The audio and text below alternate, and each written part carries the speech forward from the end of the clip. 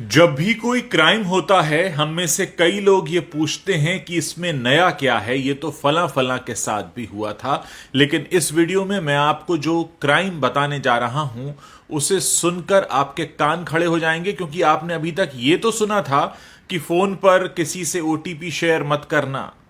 लेकिन ये जो अपराध अब हो रहा है, खासकर राजधानी दिल्ली में हुआ है एक शख्स के साथ, और उनके अकाउंट से करीब करीब 50 लाख रुपए चले गए। जानते हैं उनकी गलती क्या थी? उनकी गलती सिर्फ वो थी जो आप भी शायद रोजाना करते होंगे। उन्हें एक नंबर से कॉल आया, उन्होंने वो कॉल उठा लिया, वहां से कोई आवाज नहीं आई, इधर से ये हेलो हेलो कर रहे थे और चंद सेकंड के अंदर उनके अकाउंट से 50 लाख रुपया चला गया। ये बिल्कुल नई तरह का अपराध है। अभी तक पुलिस इसके बारे में पता नहीं कर पाई है कि कौन सी टेक्नोलॉजी इस्तेमाल की गई है, लेकिन ऐसा लगता है कि जिस शख्स ने इन्हें फोन किया उसके पास इनके फोन का रिमोट एक्सेस आ गया था, और जब तक ये हलो हलो कर रहे थे, इधर से कोई आवाज जा नहीं रही थी, उतनी ही देर में, क्योंकि उस शख्स के पास इनके फोन का रिमोट एक्सेस था, उसका काम हो गया। इसके बारे में पता किया जा रहा है। कुछ लोगों ने मुझ तक ये शिकायतें पहुंचाई हैं और ये रिक्वेस्ट की थी कि हम अपने प्लेटफॉर्म पर इसके बारे में बात करें। दोस्तों, अब ये पुरानी बात हो चुकी है कि अपना ओटीपी शेयर मत करना। आपको ठगने वाले अब एक कदम आगे निकल चुके हैं। ऐसे में आपको भी तैयारी पक्की करनी होगी। पहली बात तो यह है कि अगर अनजाने नंबर से फोन आ रहा है, कोशिश कीजिए मत उठाइए। किसको अगर जरूरी आपसे काम होगा तो आपको एसएमएस कर लेगा, नहीं तो आजकल व्हाट्सएप या टेलीग्राम तो सबके फोन में होता है, वहां से कोई मैसेज आ जाएगा। क्योंकि आप नहीं जानते कि आपको आ रही ये जो मिस्ड कॉल है, जिसको आप उठाएंगे और उधर से आवाज नहीं आएगी, उतनी देर में आपके फोन से क्या कुछ हो चुका होगा। क्योंकि आपके हाथ में जो फोन है, ये फोन नहीं, असल में आपके दिल की धड़कन है।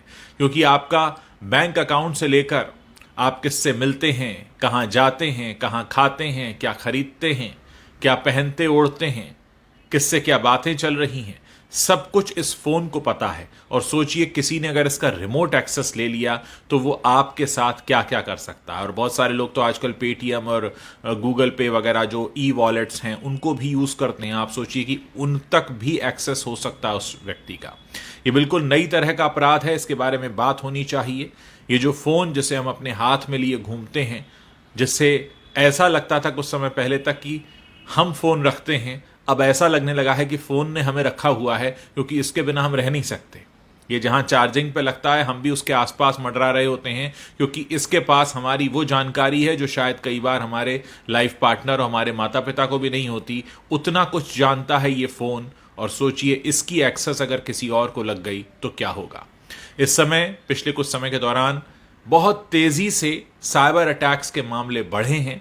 2022 में एक रिपोर्ट प्रकाशित हुई थी जो ये बताती है कि इस दुनिया में हर 40वें सेकंड में कहीं ना कोई साइबर अटैक हो रहा होता है। और इनमें से 94% साइबर अटैक्स ऐसे हैं जो ईमेल के जरिए होते हैं।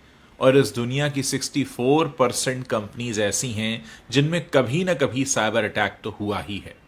पिछले दिनों राजधानी दिल्ली के एम्स हॉस्पिटल के सर्वर पर भी अटैक हुआ था, जहां से बहुत सारे वीवीआईपीस का डेटा चोरी हो गया था, जिसकी तादाद करीब 4 करोड़ के आसपास बताई जाती है। यानी इस तरह के अटैक्स जो हो रहे हैं वो कहीं ना कहीं हमें अंदर से खोखला कर रहे हैं। हमें उनके लिए तैयार भी होना होगा। हमारी जो सुरक्षा और जांच एजेंसीज हैं उनको खुद भी स्मार्ट बनना होगा, उनसे ज्यादा स्मार्ट जो कि किसी गांव या कहीं पर बैठकर इस क्राइम को करते हैं। नेटफ्लिक्स पर जामतारा हमने देखा था, उस वक्त हमको पता चला कि किस तरह से इस तरह के अपराध को अंजाम दिया जाता है। ऐसे में ज़रूरत इस बात की है कि इसके बारे में बात हो, क्योंकि जब तक बात नहीं होगी, हम सचेत नहीं होंगे। इस वीडियो को ज़्यादा से ज़्यादा लोगों तक पहुंचाइए, उनको बताइए कि आपके फ़ोन पर आ रही मिस कॉल भी आपका खाता खाली कर सकती है।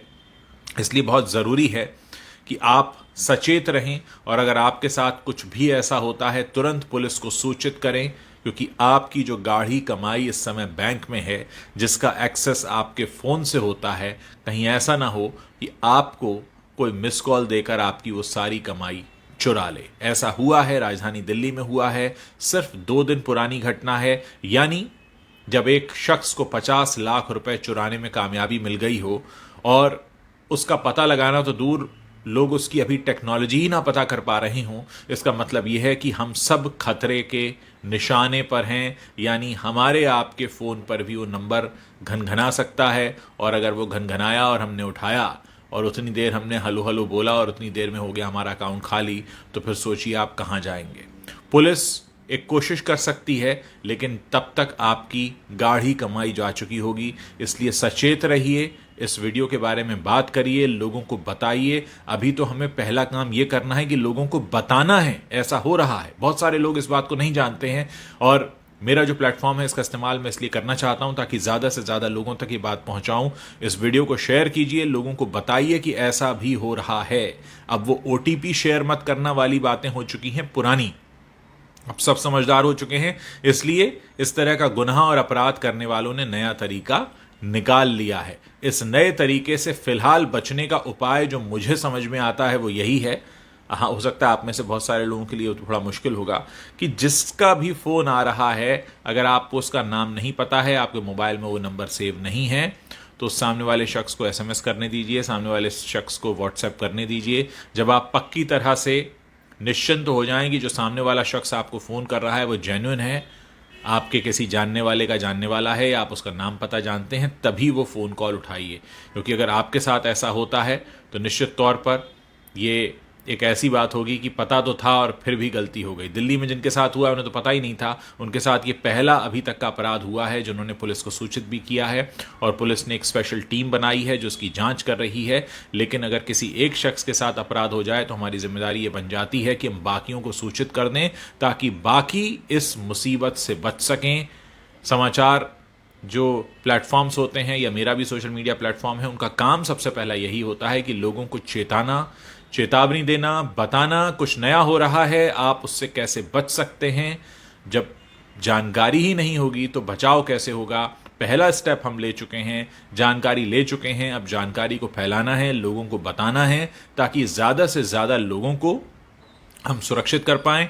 आप अपने घर में लोगों को भी बता सकते हैं कि इस तरह से आ रहे किसी भी नंबर को न उठाएं। मेरे बहुत सारे दर्शक हैं जिन्होंने मुझे स्क्रीनशॉट्स भी भेजे हैं। उन नंबर्स को शेयर करने का फ़ायदा इसलिए नहीं है क्योंकि ये नंबर चेंज हो जाते हैं, क्योंकि जो अपराध करने वाला शख्स है वो भी जानता है कि एक बार नंबर पब्लिक हो गया तो उसके बाद उसे नंबर बदलना पड़ेगा। इसलिए इस बात से कोई फ़र्क नहीं पड़ता कि वो नंबर कौन सा है। अगर आपके फ़ोन में वो सेव नहीं है और आपको कुछ गड़बड़ लगता है तो मत उठाइए, सामने वाले को SMS भेजने दीजिए, अपना नाम पता बताने दीजिए। जब आप पूरी तरह से आश्वस्त हो जाएंगे कि आप उसे जानते हैं और वो कोई चोर उचक्का नहीं है, वो आपके साथ कुछ गलत नहीं कर सकता है, तभी आप उसके फ़ोन को उठाएं और उठाकर उससे बात करें। उम्मीद है बात आपको समझ में आई होगी और आप जल्दी से जल्दी और ज़्यादा से ज़्यादा संख्या में इस वीडियो को शेयर करेंगे, ज़्यादा से ज़्यादा लोगों तक पहुंचाएंगे ताकि हम सबको बचा सकें।